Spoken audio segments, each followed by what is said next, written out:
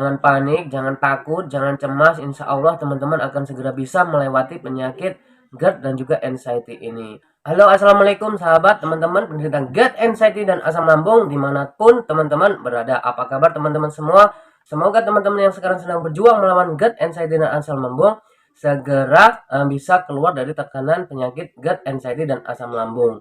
Baiklah, pada kesempatan kali ini teman-teman ya, kembali lagi saya ingin membagikan pengalaman-pengalaman saya tentang bagaimana cara saya menghadapi penyakit GERD, anxiety, dan asam lambung ini. Jadi untuk teman-teman yang mungkin menonton video ini dan merasa video ini bermanfaat untuk menemani perjuangan teman-teman dalam menghadapi penyakit GERD, anxiety, dan asam lambung ini, maka tidak ada salahnya untuk teman-teman menekan tombol subscribe, karena kedepannya saya akan terus membagikan pengalaman saya dalam menghadapi penyakit GERD, anxiety, dan asam lambung ini. Pada kesempatan kali ini yang ingin saya bahas adalah mungkin ini juga hal yang menjadi keresahan teman-teman, mungkin yang selalu mengganjal di benak teman-teman. Kenapa sih ketika kita ya membawa keluhan-keluhan yang kita rasakan ataupun sakit yang kita rasakan ke dokter, selalunya atau kebanyakan kita itu tidak mendapatkan diagnosa yang cocok untuk penyakit yang kita keluhkan, atau dengan kata lain dokter itu tidak memberikan diagnosa.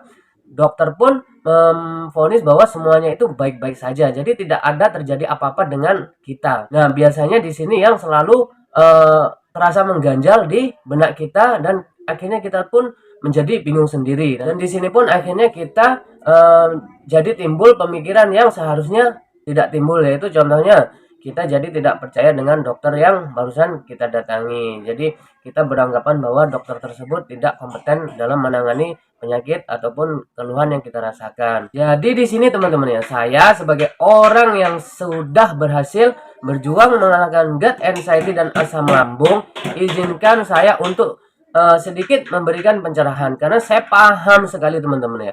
Ketika dulu saya berjuang melawan penyakit GERD, anxiety, dan asam lambung ini, pikiran saya itu susah sekali untuk berpikir positif, selalu aja berpikir negatif, termasuk prasangka buruk terhadap orang yang kita harapkan bisa menyembuhkan kita, contohnya yaitu adalah dokter. Jadi di sini saya sekarang sudah sembuh teman-teman ya. Insya Allah dengan kesembuhan saya ini, pikiran saya pun bisa melogika ataupun menalar segala sesuatu hal dari sudut pandang yang objektif. Nah, jadi supaya teman-teman itu tidak terjebak dalam pemikiran yang negatif terusnya.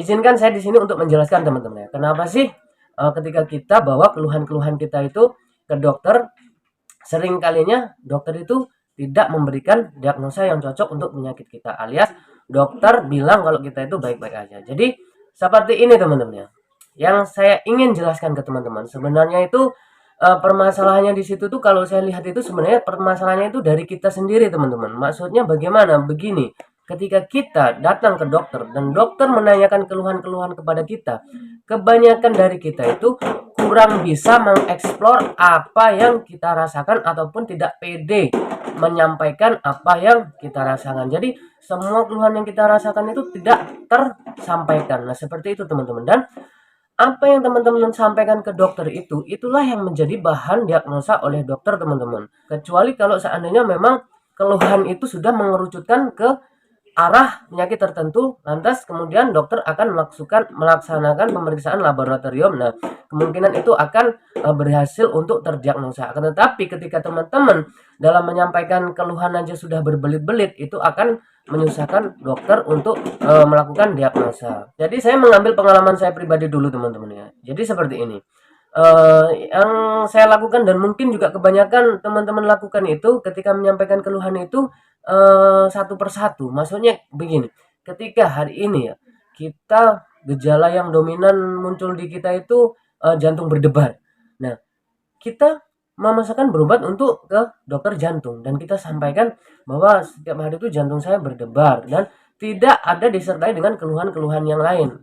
Maka di situ dokter pun akan melakukan pemeriksaan-pemeriksaan terhadap jantung teman-teman, dan ya wajar semuanya hasilnya pasti fine. Dan seperti itu yang saya maksud teman-teman. Jadi di sini teman-teman ya, yang perlu saya garis bawahi adalah kurangnya keterbukaan kita terhadap dokter yang menangani kita ataupun tempat kita berobat. Dari pengalaman saya pribadi teman-teman ya, dan ini juga mungkin berlaku untuk teman-teman semua. Jadi kebanyakan dari kita itu teman-teman, kita itu cuma berani mengutarakan atau percaya diri untuk mengutarakan gejala-gejala keluhan fisik yang kita rasakan. Yang biasanya kita itu canggung untuk mengungkapkan itu adalah perasaan cemas, perasaan takut. Ini saya rasakan dulu itu begitu canggung, apalagi ketika kita harus mengutarakan rasa sensasi takut mati itu begitu susah. Jadi begitu mengganjal ataupun begitu berat kita untuk mengungkapkan keluhan itu. Padahal bukan tidak mungkin ketika kita mengutarakan keluhan-keluhan yang terjadi kepada gangguan-gangguan cemas kita itu bisa membantu dokter untuk mendiagnosa mengerucutkan ke arah penyakit tertentu yaitu GERD, anxiety dan asam lambung ini. Tapi itu tidak terjadi karena kita canggung untuk mengungkapkan keluhan tersebut. Jadi yang kita ungkapkan adalah gejala yang timbul seketika pada saat itu. Jadi di situ teman-teman, dokter pun tidak mendapatkan informasi-informasi yang lengkap untuk mendiagnosa penyakit kita, dan alhasil diagnosa untuk penyakit kita pun ya tidak ada. Karena kalau seandainya kita dicek jantung ya pasti normal, kita dicek paru ya pasti normal. Nah, saran saya untuk teman-teman ya, jangan membawa keluhan kita satu persatu ke poliklinik ataupun dokter. Maksudnya seperti ini teman-teman. Ketika kita merasakan jantung berdebar, ya udah kita bawa keluhan ini, satu keluhan ini ke dokter. Nah, ya hasilnya pasti normal teman-teman, hasilnya pasti fine dengan jantung kita. Nah, ketika kita nanti rasakan sesak nafas, nah kita bawa keluhan ini ke dokter, satu keluhan ini ke dokter.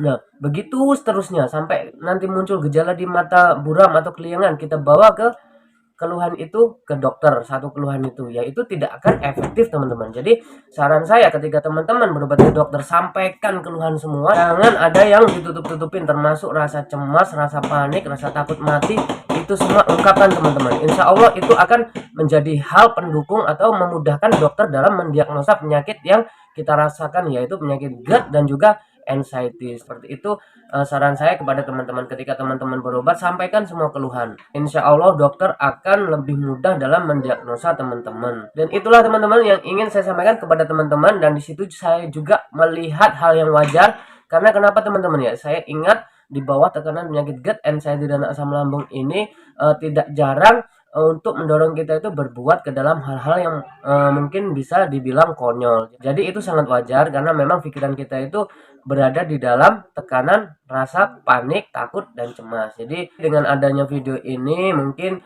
bisa membantu teman-teman untuk menyelaraskan lagi keluhan-keluhan yang mungkin akan disampaikan ketika mau berobat ke dokter. Jadi seperti itu teman-teman. Jadi supaya semuanya tuh enak, clear, kita pun lega begitu. Itu harapan saya teman-teman. Nah, saya tetap berdoa untuk teman-teman yang sekarang sedang berjuang melawan GERD, anxiety dan asam lambung supaya lekas diberikan kesembuhan. Jangan panik, jangan takut, jangan cemas. Insya Allah teman-teman akan segera bisa melewati penyakit GERD dan juga anxiety ini. Oke, next kesempatan saya akan terus membagikan pengalaman-pengalaman saya tentang penyakit GERD, anxiety dan asam lambung ini. Ketika teman-teman merasa video ini bermanfaat untuk menemani perjuangan teman-teman melawan penyakit GERD, anxiety dan asam lambung ini, tidak ada salahnya juga untuk teman-teman menekan tombol subscribe. Kenapa? Karena saya akan bagikan terus pengalaman-pengalaman saya tentang bagaimana cara saya menghadapi penyakit GERD, anxiety dan asam lambung ini. Sekian dari saya teman-teman ya. Assalamualaikum warahmatullahi wabarakatuh.